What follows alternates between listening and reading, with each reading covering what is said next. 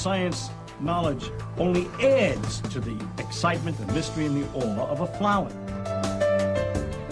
Evidence is evidence. It's public. Everybody can look at the evidence and assess it, and eventually, if there's enough evidence, come to the same conclusion.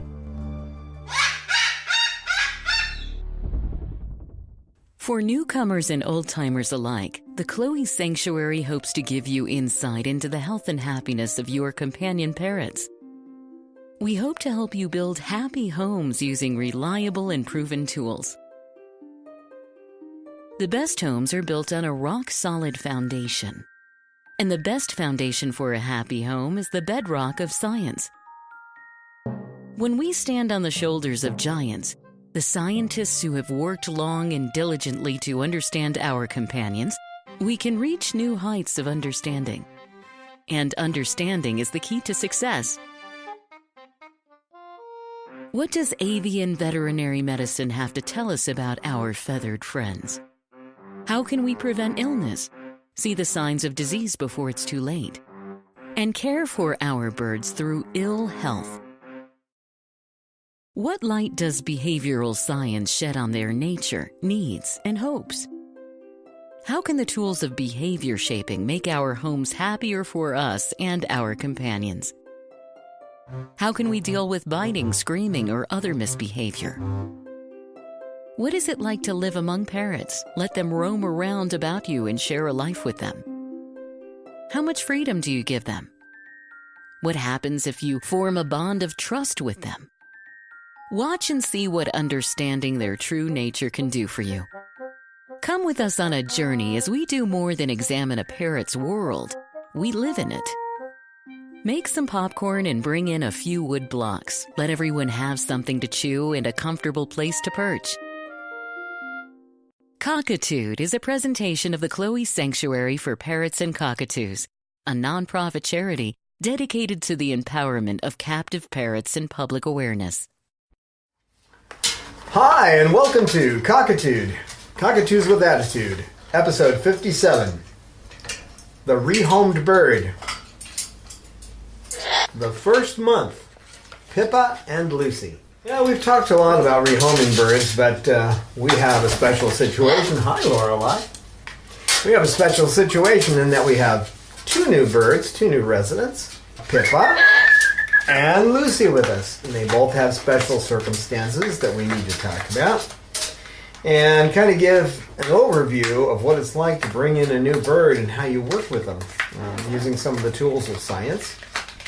You know, some of it's pretty simple. You're just taking weights, you're making sure that they're getting the right kind of food, you're documenting any issues they may have, and you're not going down there to chew on that Babaloo. I know what you're playing. Come here.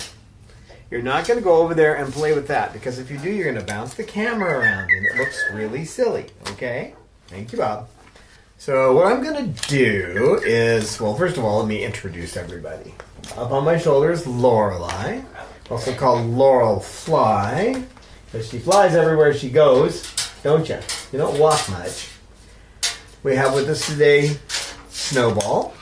Hey, Snowball, what's up? And he's got his favorite thing in here, Frisbees, so he'll probably be tossing those around, won't you? Won't you? He says, I don't know, these cameras, maybe not. And the Peach. Hi, Peaches. Hello, Peach. Babaloo. And Lucy Girl. Hi, Lucy Girl. Hello. She just had her beak reshaped, but we'll talk about that. And Sugar. Sugar Bird. And Salamander. We also have Chloe over there. She popped her head up.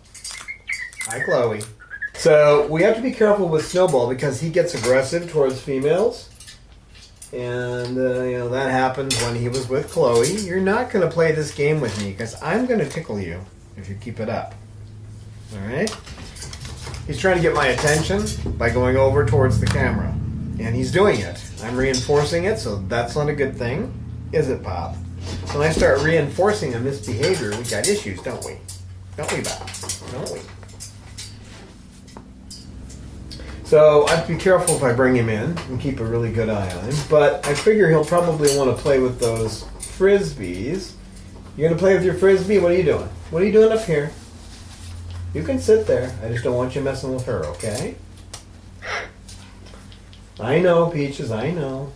She knows he can be a little out of sorts, so she'll keep an eye on him. You're not going to mate with him either, so don't even get that idea in your head. You can get down, but if you do, come here. See, she wants down, but she wants to get next to him. So what I'm doing is putting her over here in a spot where she's not close to him. Yeah, she can be with Bob. So what we're going to do is we're going to go through the details, the process of how you work with a bird, or at least how we work with a bird when we first bring one in. And we're going to focus first on Pippa, and then we'll go and we'll focus on Lucy. It's going to be a little longer when we're talking about Pippa because we're going to be describing the process too. You stop that. See, he's getting aggressive with her. It's a female. You should get on the floor and play with your frisbees. Come here. You got frisbees down there. Why don't you get on the floor and play with your frisbees? Go on. Go play with your frisbees.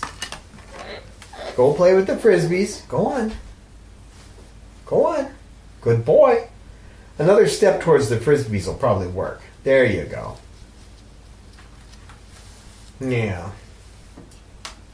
Good boy. That's a good boy. You play with that frisbee. There you go. Good boy. So the first thing you have to do when you bring one in, you try to find out as much as you can about their past. It doesn't matter in a lot of ways because you're going to look at their behavior and work with their behavior and their physical being, however their body is, however their behavior is.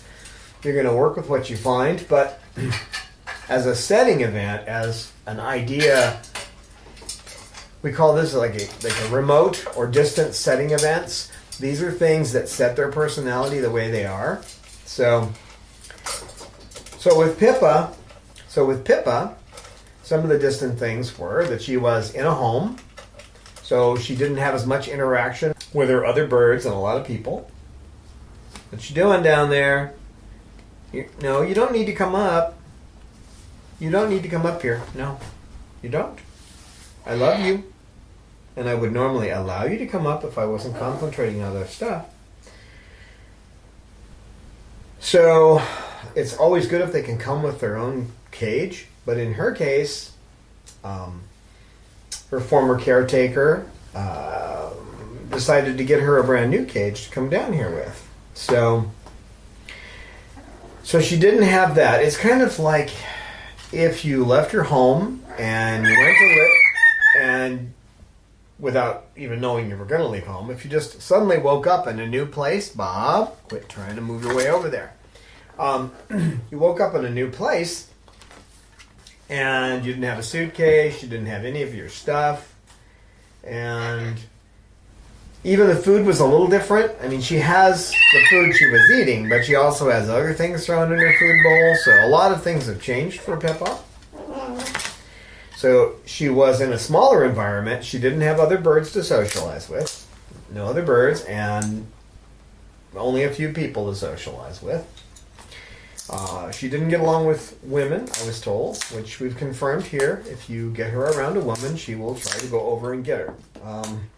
By get, I mean we're talking full body, flying over and biting the first thing she can get into. She hasn't hurt anybody yet.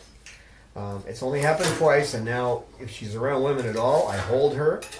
Now, keep in mind that you have a bird that has this kind of tendency to defend you. They may turn around and bite you so that they can do what they need to do, which is to go over and stop this other evil thing from being there, to get them away from you. She sort of bonded to me the day she got here, so it's not like I was petting her down the back or anything. I just gave her the normal amount of attention, but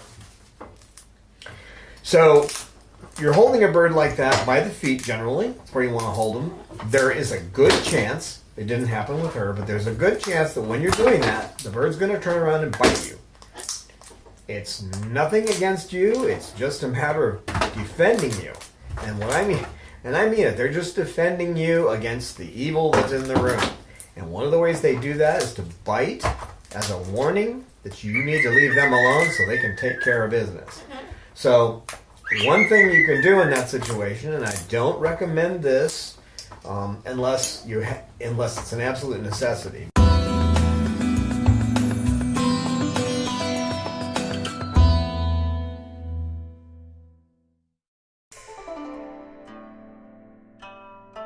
Peaches is an amazing personality.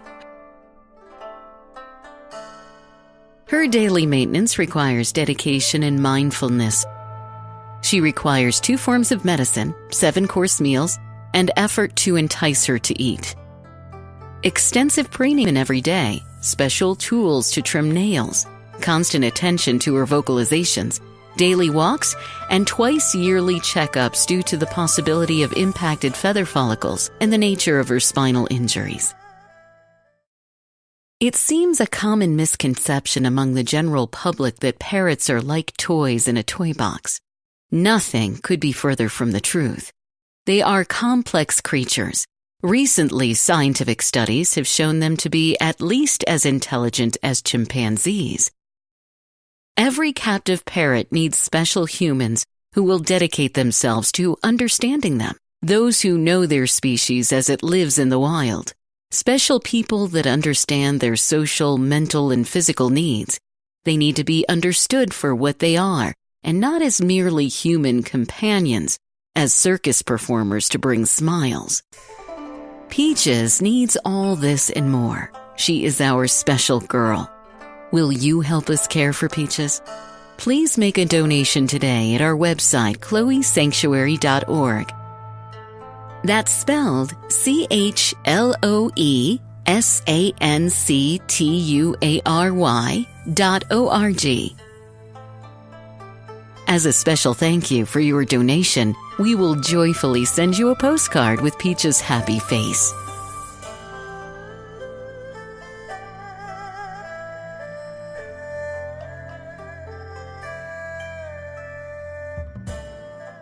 One thing you can do in that situation, and I don't recommend this unless it's an absolute necessity, because what you're doing is, we call it a negative punishment. Negative because you're taking something away, in this case, her balance, which I haven't had to do this to her, but it would be taking away her balance. And then it's punishment because you're either reducing a behavior, okay, or extinguishing it, getting rid of it completely. So that's what negative punishment means. It's not the same as it's used in common talk. When you say punishment, normally you're talking about spanking a child or hitting a dog with newspaper. That's not what punishment is. Punishment is either reducing a behavior or extinguishing it, getting rid of the behavior altogether. So what you do when you're holding her feet, let me show you how. She tends to grab really tight, so this is going to be fun. But I want to show you. Okay, so you're holding a bird by their feet, and they're defending you from someone else. So she's lunging towards someone else. Now, there's a good chance that beak's going to come spinning around to get your hand, and what you do is you just rotate your hand forward, and as you can see, her weight goes towards the back of her body. I only did it slightly. But if I were to rotate my hand a full 180 degrees, she'd walk back. Well, she's not going to bite you while she's walking backward and the weight's going the other way. So that's what you would do.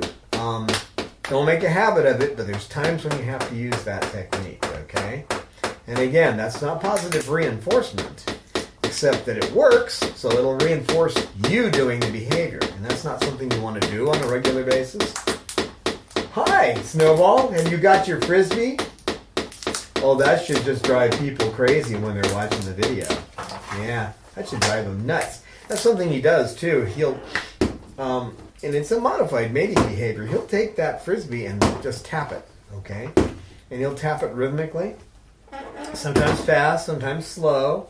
Sometimes he'll vary it. Do slow, slow, slow. He'll do like slow, slow, fast, fast, fast, fast, slow, slow, fast, fast, fast. You have a pretty good rhythm over there, kid. Yeah, you need to play with your Frisbees. Hi, Peach. Hi, Peach.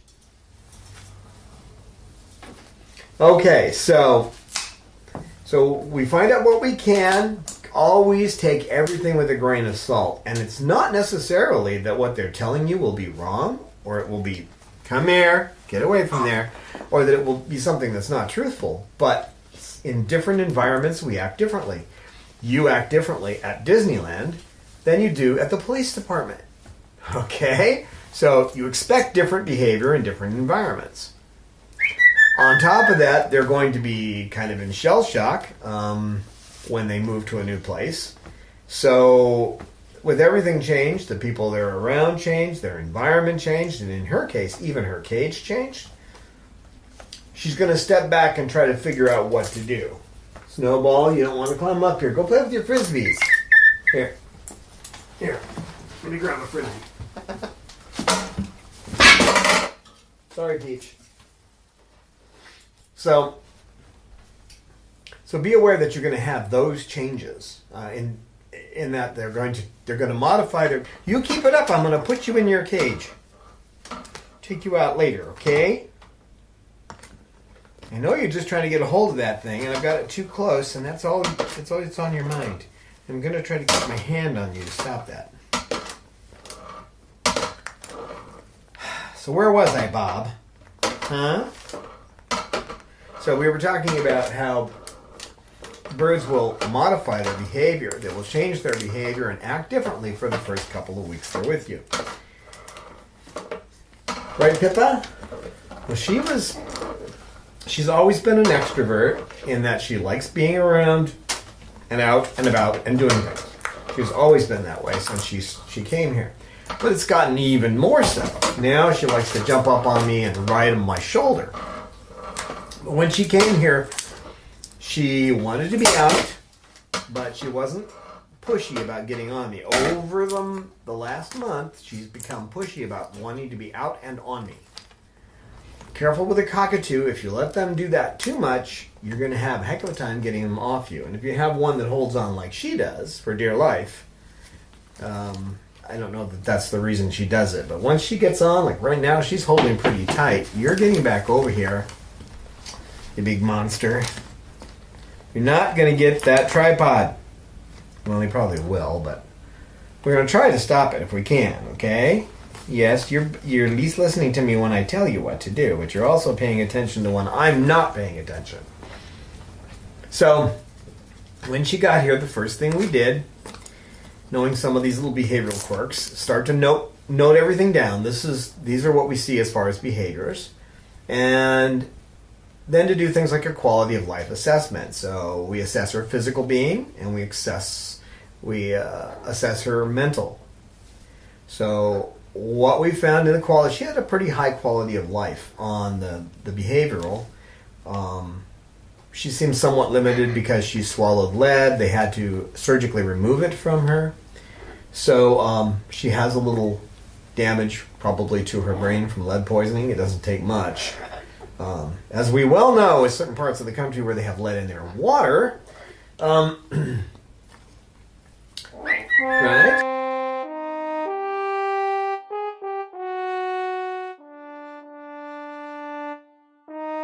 It is ignorance of Bob's nature that turned Babaloo into a living gargoyle. Bob's would-be parents made a hasty choice and found themselves in living hell, torn between guilt and frustration. I have seen the joy in Babaloo's eyes now that he has a new life with me as his companion. To see Babaloo love and trust again is worth the effort of a lifetime.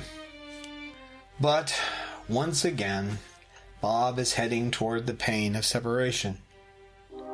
My heart nearly broke the day I discovered that he was heading toward a cloacal prolapse, that his life will be cut short. To find love and acceptance and then have it stolen away from you by failing health is too much to bear. We can slow the progress of his failing health, but we can't stop it. He will need several surgeries, and eventually, Babaloo will die. We want to give him the best possible life until that day. His surgeries will become progressively more expensive over time. Won't you please lend Babaloo a hand and donate to his medical fund today?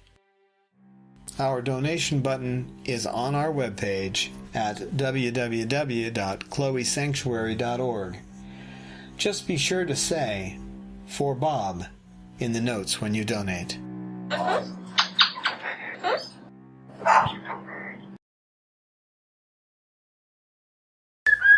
So we take the weight and we examine the poop, the first day especially, to see what's going on. We want to kind of set a baseline for it. And over the first week, as she's eating and adjusting to the food, you watch the poop to see that nothing bad is happening. Don't chew on my leg. No. Hey! Now, by Nippy, in his case, all he's doing is, you get old, you get spots on you. Well, every spot is something that he tries to take off your body. So he's not trying to hurt me, he's trying to actually fix me. Yes, I know. So you want me to toss that? You want me to toss it? You want me to toss it? Oh, hold on to the bird in midair. Hold on to the bird in midair. Hard to toss it when you do that. So you set these baselines. And then with her, because she has feather destructive behavior, and as you can see, her keel, which is the bone that goes down her chest, is visible. And she only has down feathers, and she's missing some on the feather, but she only has down feathers down the chest. She chews right up here on the top of her wings. She's broken off some of her covert feathers. Sorry, sweetheart. Come here. Come here. Step up. Come here. Step up. Come on. Quit getting over there to the camera. Stop that. Stop it. You're a pest. But you know it.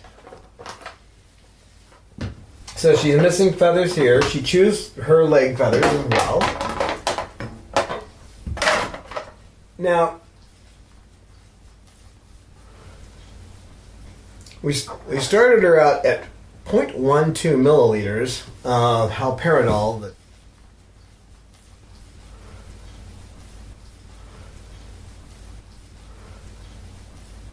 Do it a couple more times. If he keeps this up, I will have to put him up because he's just focused on getting that tripod. I don't want to put you up, so stop. Okay? I mean it. I'm serious. I don't want to put you up. So you be good. Okay? You're fun to have out. I like having you out. Pretty much like having everybody out, but I don't have that much longer with you, so I don't want to have to put you up, okay? So stop being a pain. Yeah? I know. It's fun to mess with that stuff. I know, Bob. So we started her out at 0.12, and she was still doing some plucking, so every 2 days, raising it 0.01 milliliters. She's now at 0.17, and these two are the same species, by the way. She's now at 0.17, and she's not plucking anymore. It's all right. Hey, now you guys be nice. You guys be nice. You guys be nice. None of that. Okay, scoot. You be nice to him. I'm creating an interaction. I allow them to get close. I allow them to do a little bit of posturing. You don't go down there. No. I know what you're doing. No. You stop it. You say you're going to raise the dosage by 0.01 milliliters until you get to the point where they stop plucking. And that's a baseline. You may have to go up or down from there. Obviously, if they get a lot calmer and you can tell they're not picking, you can go down and look to see if they'll stop. Now, there's an exception to that. If she was actually mutilating, if she was cutting her own flesh, once I get her to stop picking, I'm not going to go below that level for quite a while. Because I did that with Sugar. I got her up to a baseline, and then I dropped her down, and then she just tore into herself. So, when you get a mutilator that's actually cutting their own skin, you get a, hey. What are you doing? No. Come here. No. Go on, over there. Bob. Don't do it. Don't do it. Get over here. Get over here. Oh, is that the problem? You can't get it in there? I'm sorry. Why don't you sit right here? It's all right. It's all right, Nancy. It's okay. Bob, get over here and play. Go on. Get over here and play. Go on. See, I didn't realize she was sitting so tight over here. I didn't realize she was in his spot and he couldn't sit there, so he was off to goof with other stuff. It's all right. I got your back. You're okay. Literally. So it's important when you have a bird that's exposed their keel. The next step is for them to realize that by cutting their own skin, they can cause their endorphins to start flowing. And once they get that high, then they're going to continue to do it. So it's important to stop her. The end result of feather destructive behavior is almost always death from infection in the long run. So we have to stop it. Otherwise, physically, she's fine. She's had her medical and everything came through, flying colors. As I say, she has an issue with having had lead in her system. And she has this feather destructive behavior, but that's stopped now. We don't know. So far, I've seen a few feathers come in, but we don't know what she's going to look like in 6 months. And it's not something to focus on. What I do every day is check to see if there's any feathers in her cage at all. Any feathers. And that means you got to keep the cage really clean. If there's any feathers in there, or if you see her turning around and yanking on her feathers, then you have to increase her dose. And right now, that doesn't look like we're going to have to do that, will we, Pippa?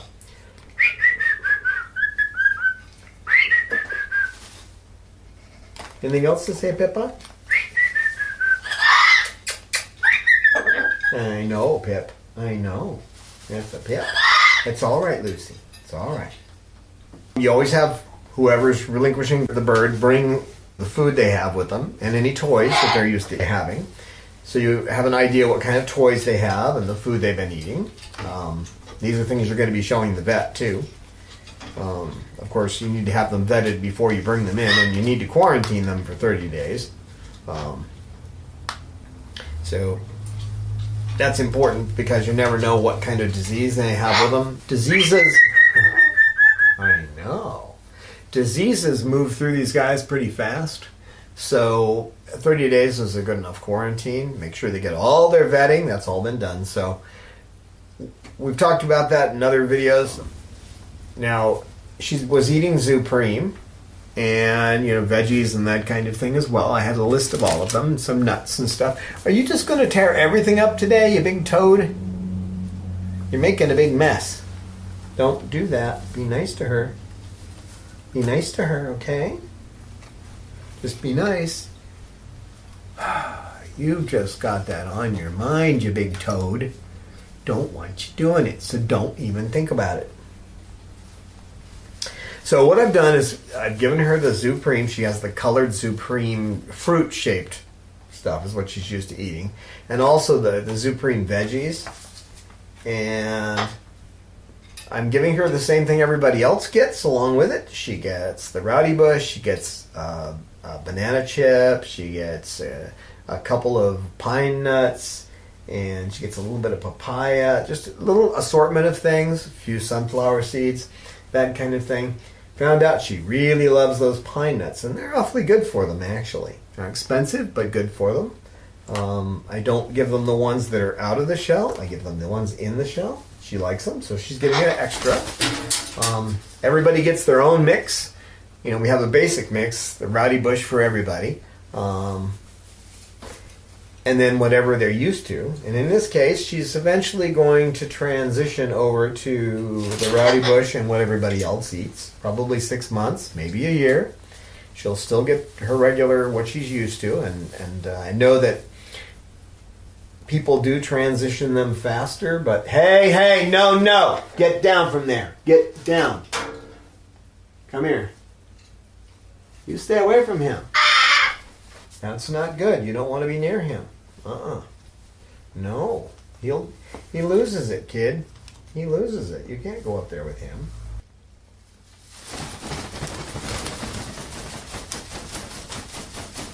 Yeah. Yeah, well, it's kind of warm today here in California, so it's kind of nice to have a fan. Are you a built-in fan? Are you? Are you my built-in fan? And yes, in a month I know her well enough to put my face right up to her beak. Yes, I do. I don't touch her beak with my lips because human bodies are disgusting compared to theirs, and I don't want to infect her with anything. So, You're not going over there. You're not. Are you going to hang on the picture again? Mm-hmm. Now, she did have, I failed to mention it, she did have one titer that in her exam. In other words, she showed that she'd been exposed to chlamydia, but she ran through the tests again, and she doesn't have it. But it took a while to get her here, too, because we had to run her through so many tests. So with food, you give them what they're used to, then you add in what you normally feed your flock, and then eventually you're going to start cutting back on their food. I don't cut back right off the bat. I wait until they seem like they're really part of the flock and they're comfortable. And once they have that comfort level, then I'll start cutting back on their food. I also give them more food than they need. You are not going to mess with her. What are you doing over here? No. Come on. Come on. You go somewhere else. Come on. I love you, but I don't want you over here with the female. This is one reason we usually don't have males and females in the same room. Bob's an exception. Bob won't go for the females. I have to keep away from Coco, but that's because he tends to bother birds on their tail area. He's not really trying to mate with her, though. Are you, Bob? Are you trying to eat the futon? That's not good. Now, the other thing is, since that's not going to work,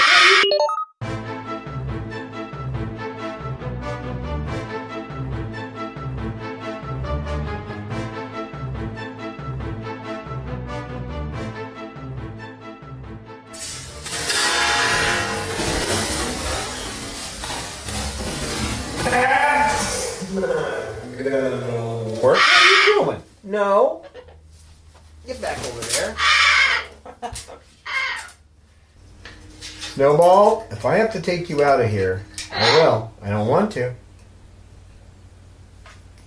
You behave. And you stay there. No more flying over to try to get a poor little bird. Snowball, no. No. No. That's negative punishment right there. Taking away his balance to try to reduce or extinguish a behavior. Right, Snowball? He's being a little dangerous to the females. That's the best thing to do in this case. If you don't focus on something else, you're leaving. Snowball, be good. You pacing, Pippa? Okay. So, you need to make sure that you weigh them every day, especially when they first come in. It's critical. Some people weigh them once a week, but I'd like to weigh them every day. Especially with new birds, you need to know what their weight is. And if they're on Haldol to stop them from picking, then it's critical for the first couple of weeks anyway to make sure that they're not losing weight. Because it does have a tendency to make them lose a little bit of their appetite. Not necessarily their... it doesn't necessarily make them less active. As one gentleman who has been communicating with us over Facebook said that he's thinking about dropping the level of the Haldol for his bird, who's a mutilator, a little bit because the bird is so active. So people think it's going to make zombies. No, not necessarily. It can actually reduce inhibitions on some birds. It depends on, each bird's a little different. So Bob. Some birds, it'll reduce their inhibitions and they'll get more active. Other birds will just become calmer because they're less nervous, okay? See, Bob's not nervous with anything. If you were to give him that, he would be just a raging crazy person. He'd have no restrictions at all, right, Pippa?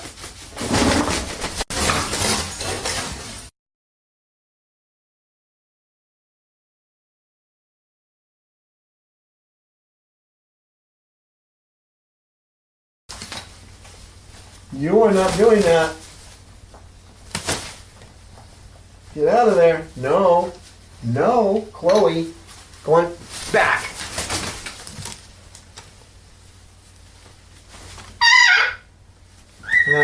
Pippa. I know. How are you doing down there? You okay? All right. So, doing a quality of life assessment, taking pictures, so you have pictures of their condition, keeping a little notebook with all their, any behavioral issues you see. Now, when Chloe came over and I just picked her up and tossed her, she's a bird and she can fly. Now, I wouldn't toss a bird that couldn't fly, but with her, if I toss her, she'll fly. And I figured she'd fly to her box, but she flew over to the chair and bumped the camera. It's not a problem if you toss her. She doesn't get upset by it. So, and I will often do that. We have a game where I play toss the bird. So, the birds that can fly and are used to it. Lorelei gets tossed. She loves to get tossed, don't you, girl? Mm-hmm. Yeah, I know. There's a male in the room, and you're just all focused on that. So over this time, last month, she's gotten a lot more active, a lot more, I want this and I want that, which is what she's doing kind of right now. Displaying over here, aren't you, baby? Trying to get my attention? Aren't you? You're trying to get my attention, I know. Chloe doesn't like that, so that's why Chloe flew over. She doesn't like anybody getting my attention. Right, Chloe? I'm not actually touching your beak. I know. I love you too. I love you too. So with her, she's quite extroverted. She's playing with toys a little bit. So we're focused on getting her to play more with toys because when she first got here, she wasn't showing much of an interest. We were told she did play with toys, but when they first get to a place, a new place, they act differently. So she's starting to play with toys. I am putting her on perches with things to do rather than just holding her so that she'll get used to it. With cockatoos, you should always work to get them to play by themselves anyway because it's easy to get them to step up. It's just hard to get them to play with other birds or with themselves, so or with toys. So but that's the Pippa. So we're going to focus on trying to get her going forward now to get it so that she is better with female humans, that she plays more with other birds. She's not bothered by other birds, but that she interacts with them better. You saw what she did with Bob. Bob's trying to be, he's being a male, being positive, trying to get her attention, and she's kind of pushing him away and acting a little aggressive. Lorelei, you're not going up there. Well, you can hold the button there if you want. That's what you want to do. You okay, Lucy? You all right? You okay? You okay? You just don't know what to do. That's all right. She won't hurt you. Bob's not going to hurt you, and neither is Lorelei, okay? They're not. So going forward, working with her to get her more social with the birds, to get rid of some of the comfort food that she's got. We're going to take our time with it, but that's a goal, to make it so that she eats what everybody else does. She'll be allowed to have her own favorites. If she likes the pine nuts, so she'll get extra pine nuts. If we find out she likes banana chips, she might get an extra banana chip. She has to make sure she eats her pellets are the most important thing. But get out of there. Get out of there. Pippa. Pippa. Get out. Bob, get off my arm. Thank you. Pippa, get out of there. Come on. Get off the door. Come on, Pip. Come on, Pippa. Come on, Pip. Get off the door. Come on. Get off the door. Get off the door. What do you think you're doing? You're being silly. You're so silly. You're such a silly girl. Now, because she had problems with lead poisoning, and because of her feather destructive behavior, let go so I can grab Bob. Let go. Ouch. Your feet. Bob, get out of there. Over here. Come on.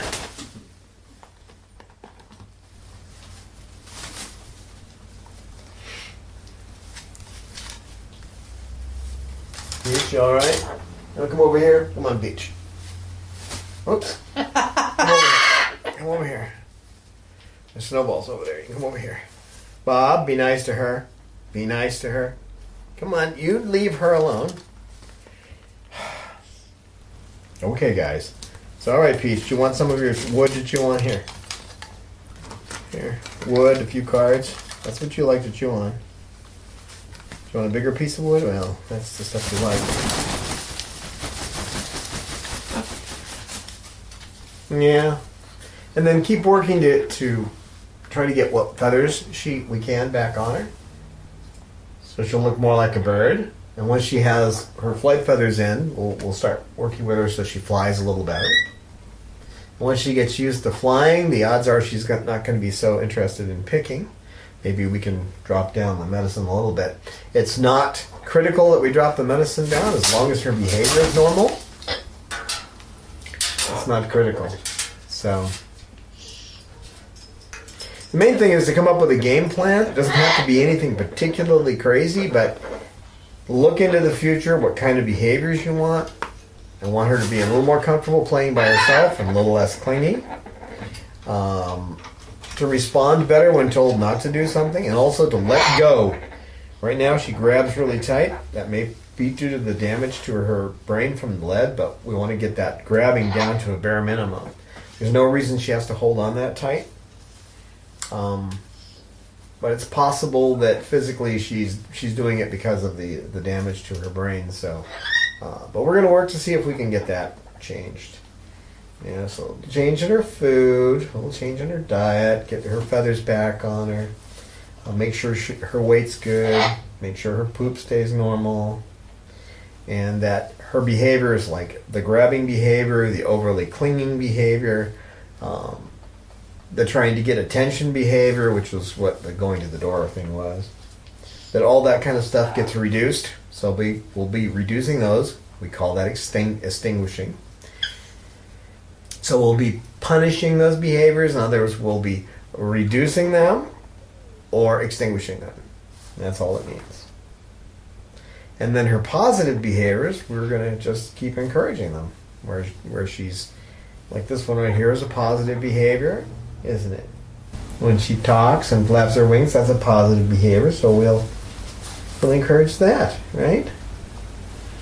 So they come in, you assess them.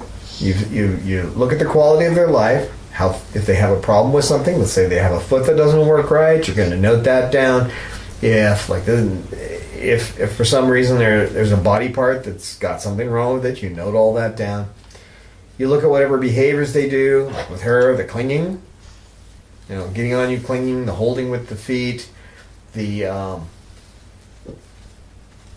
flapping of the wings to get your attention, which is not a bad thing. You can actually work with that. That's okay. But it indicates, in this case, she's trying to draw your attention. So you want to, in her case, she's very focused on me. And I want to make it so she's a little more involved in the rest of the world. She's not afraid of other birds, but I want her to react with them better. Not do what she did to Bob a little while ago, which is try to push him away. So make a game plan and examine them for the whole month. Keep an eye on what's going on, knowing that behavior will change. It's going to change. And when you see something that looks like it might be a problem, catch it right away. Start withering that or punishing that behavior and encouraging another behavior to replace it. In other words, if they were chewing your drapes, then you want to give them something else to chew on. If they like chewing on cloth, find something that's like a towel or whatever they will chew on, and have them chew that, or get them to chew wood. But this is a time when you want to assess where they stand, how they come into you, look and see where they are, and see what direction you want to move them in. Okay, and you want a bird to have a wide variety of experiences. So I'm watching him because he tends to get a little rough on the females. You're not going to get over here, so you can back off. I love you, but you're not coming over here, okay? All right? I love you, Snowball. You're a good bird. You're my little buddy, but you aren't kind of... No, you don't do that. No. Don't start looking at the females. Come here, step up. Step up. Go back over here. Go on. Go play. Go play. Working with him, there's an example, working with him so that he doesn't focus on the females and try to attack them. He gets friendly at first and then he attacks. So, don't know how much can be done. The things I've read say it's once they get this kind of behavior, it's really hard to change, if not impossible, but we're working on it. So that's where we want to take Pippa. Want to make her a little bit more gregarious with the flock and more willing to play by herself. Get her to eat the kind of food that we normally give the birds here. It'll take time. We don't expect that to happen. And in 6 months, take her in for another exam because she does have special needs. Bob, you're not going to do that, so stop it. You're a pest. Now with Lucy came with the cage she was living in, so she was familiar with her cage and she's comfortable in it. Or with Pippa, when she came here and got into a new cage, it was a bit of just weird for her. She didn't know quite what to think. And so she's been moving back and forth between 2 cages so that she gets a feeling that she's not stuck somewhere. She likes her cage, but it's not really home for her yet. So we're working on making her feel good. She gets a lot of treats in that cage when she first goes in, don't you? You get your pine nuts and you like your banana chips. So she gets a banana chip and a couple of pine nuts when she goes in that cage to make her feel better. Right, baby? Yeah. Now this is the little Lucy. Now, Lucy came from an environment that was quite different. There were a lot of people. Okay, she was at a veterinary hospital, so she saw people all day long. She's used to being out where customers could see her and running around and being involved in things a lot of the time. And she came here, and all of a sudden she's away from people. There weren't any other birds there, so she's away from people, and now she's got all these birds around her. So she's nervous about the birds. And we're making that no. See how she reacted? She immediately opened her beak.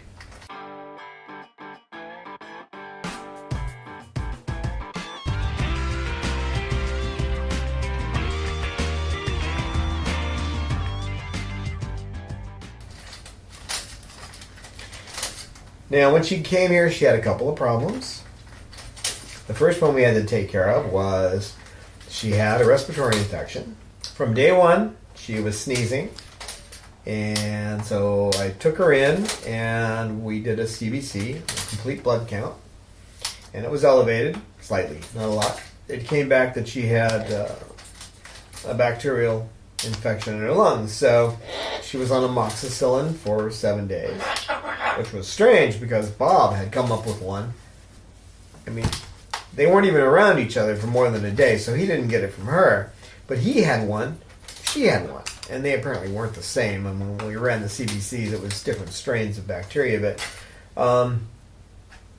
so we had to take care of that. And once she got calmed down from that experience, then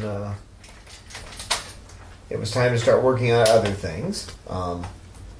So it should be level, kind of like your lower lip is like this. It should be level across there, maybe a little curve, but that's about it. Well, she had an extended base that was coming up off of her mandible. It was about a 1/2 inch too high. It was like a shelf. So that got leveled, and then we shortened the upper mandible just a little bit. That wasn't really a problem, but now she can eat better. She can close her beak when she wants to. Can't you, baby? Can't you? She says, I'm not used to closing my beak. I've had it open for a long time. So we got those physical problems taken care of. You want to take care of the most important ones first. You don't want to frighten the bird too much. So she got all taken care of with the physical stuff. Her poop didn't look good when she first came here. She had diarrhea, which is the breaking up of the solids. So after the amoxicillin treatment, her poop became normal. And it's remained so. Right, baby? Right, baby? And when she came here, she was on 0.08 milliliters of the Haldol that we started her on. Because she has picked herself. Her chest is basically naked. And it's not going to grow back. It doesn't look like there's any chance that it's going to grow back. The follicles are dead. If he goes too long, then that happens. And wherever they work, they're going to keep spreading it out and spreading it out and spreading it out. And then the first time they actually catch the skin and realize that by pinching it and making it bleed, they can cause the endorphins to start flowing and feel better, then you got a problem. So we've got that stopped now. She's at 0.12 milliliters. And at that level, she's not picking. So I'm guessing that when all is said and done, she'll probably sit at 0.09 milliliters. My guess, but right now it has to be a little higher because she's still nervous about all these birds. Now, she was outgoing when she first got here and got a little quieter over time because she got exposed more and more to the birds that are here. My baby. Her QOL was high. The only negative on her physical body was the temporary respiratory infection and the fact she has feather destructive behavior, which gets also listed under the behavior side. It's a physical problem, but it's also a behavioral problem. She didn't play with toys when she came here. So we're working with her now. She's starting to play with toys.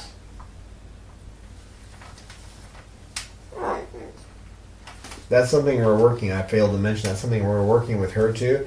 You can tell in the first couple of days, you put toys in there, and if they don't chew the wood and you don't see pieces of the toy, then they're not interested in toys. So you have to work on that. So we're working with that with Pippa as well to get her to work with toys. Right, baby? So, she was an extrovert when it came to dealing with people, but introverted when it came to deal with birds, and set up a territory around herself about 1 foot wide. Now you can see she's got a tail right next to her beak, and she's okay with it. So that's a big change. She's become a little more introverted. And it's because she's being exposed to all these other birds. If you leave her alone for a while in her cage, and then you come, she wants to play. But when you put her in a room with a bunch of birds, she becomes an introvert for a little while. Kind of trying to stay away from everything, don't you, baby? Her diet was Nutriberries and Harrisons, the regular adult Harrisons. And I have found that she was getting the cockatoo Nutriberries. I have no idea why. Maybe it was because her beak was misshapen and she was having trouble eating the bigger ones. But she likes the ones for the parrots now, and she likes the ones that have she likes the pepper ones. So she gets pepper Nutriberries at the Ratty Bush and the Harrisons and all the other little treats. She really likes the pine nuts. So right now, as comfort food, she gets an extra bunch of pine nuts every day. But eventually we'll reduce that a little bit.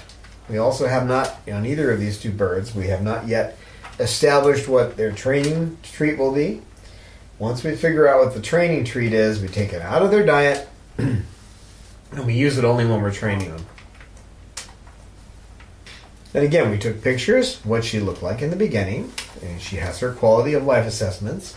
We just did another one, and her quality of life's gone up a little bit. She's not picking. She's a little happier than she used to be. She's only nervous when she's around other birds. Right, Pippa? Now, one of the things, too, is that you look at their environment and see what you can add. And in her case, today, it just happened today, but she climbed out of her cage, which she does, and she usually hangs on the side of it, or she sits there and just watches you walk by. Once in a while, she'll grab your clothes and hitchhike on your body. But today she climbed down and she got underneath her cage, and there's some paper and stuff down there, and she just got into the paper, and she was sitting down there. So I thought, well, it wouldn't hurt to put a box in her cage for a while.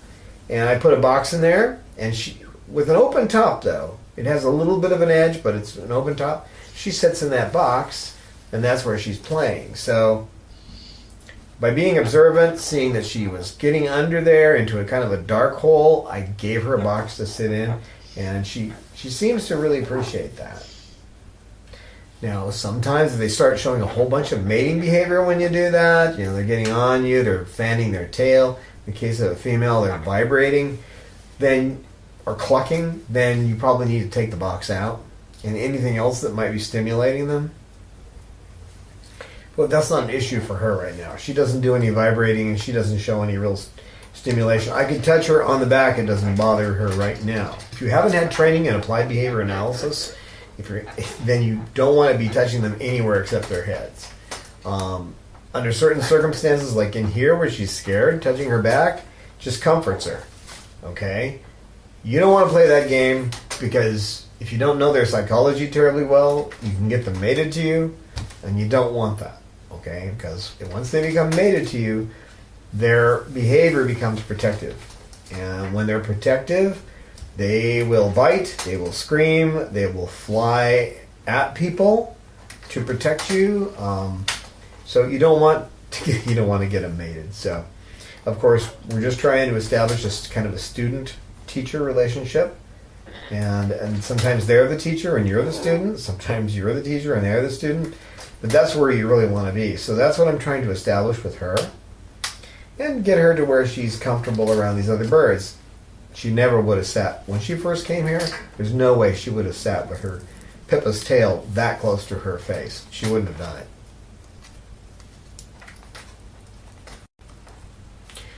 So looking forward with her, we want to get her more comfortable around other birds. Not as defensive. And get her where she'll start preening the other birds, the same as with this one here.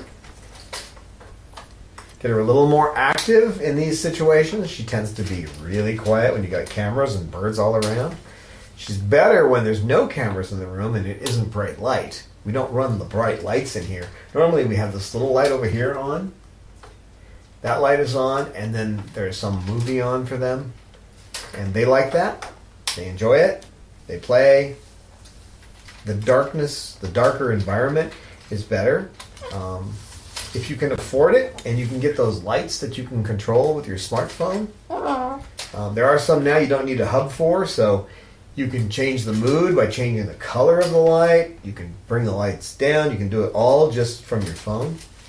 That would be good for them. In certain circumstances, it's nice to be able to change the lighting around. But we have the one little light over here, and it shot up against the wall, and then the other light comes from the TV itself. So what we're shooting for with her is for her to get over to the diet that we use. She can still have some of her normal stuff, and Harrison's is great. If she's going to eat that, she can have that as long as she wants it. We don't. In fact, Bob and Roman, who both came from the same place where they feed Harrisons, the same hospital, they still get Harrisons in their bowl. I noticed that they eat the Harrisons along with the Rowdy Bush, and that's good. They're both good, so that's fine. The other thing we're shooting for her here is for her to get her feather condition back. As you can see, it's I don't know if you remember what she looked like, but her feather condition on her back is looking much better. And give her another 6 months, she should have all of her feathers looking normal. The feathers on her chest are still a little picked up here. That's going to change. That's what we're shooting for. With her, too, she seems to lack a little confidence. This one here is pretty confident in herself, but this one here is not. She's not that confident around these other birds. So she seems to defend herself out of, would you stop that, Bob? Cut it out. Come here. Come here. Come here. Come on. What are you doing? Why are you trying to eat the futon? Because you can. Because you can.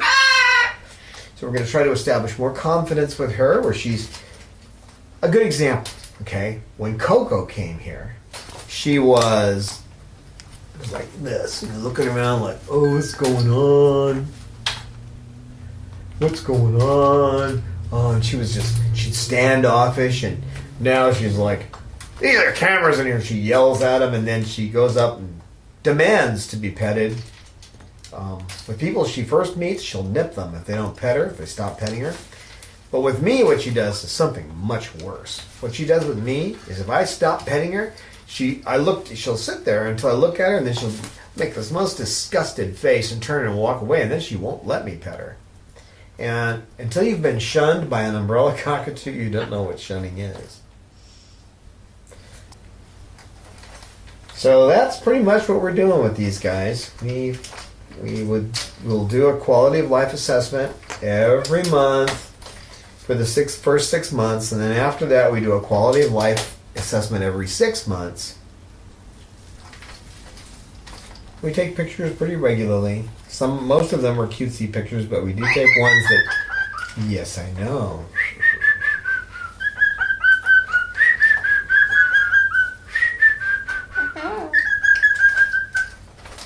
It's okay. It's Bob. It's all right. That's just Bob. He wants to preen you. He just wants to preen you. He just wants to preen you. That's all he wants. He's not trying to hurt you. He just wants to preen you. He won't hurt you. There you go. See, he's preening. He's preening. Good girl. See, that's okay. Good girl. It's all right. It's all right. It's all right, Bob. It's all right. It's all right. One more time, Bob. Just real quick. Go ahead. Go ahead. Just one more time. Okay, that's good. That's good. Yeah, you did really well. Good boy, Bob. Now, they finished on a good point. She didn't attack him, and I pulled him away, so everything's cool. Okay, Bob, go down here and play. Go on. Go play. That's a good. Yes, you are a good boy. You are a good boy, Bob. Even though you pestered me for the whole episode. You're a good boy.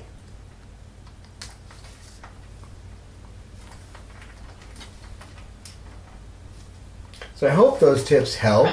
Bob kept drawing my attention away, so I hope I covered everything. And this one over here, he's a good listener, and he's a good bird. I love that Snowball. He's a sweet boy. But he's just not good around females. So you did very well. I'm proud of you. I'm proud of you, big boy. Okay, who's going to say goodbye? You two want to say goodbye? All right, I'm just going to leave you right here to say goodbye. Lucy and Pippa say goodbye. Yeah, say goodbye to the people. Okay, we'll see you next time. Thanks for watching. We welcome your feedback on our videos. We look forward to your insights, tips, questions, stories, and pictures. You can email us at cockatoo@chloesanctuary.org, reach us on Twitter @Chloe Sanctuary, and join with us on our Facebook Chloe Sanctuary page.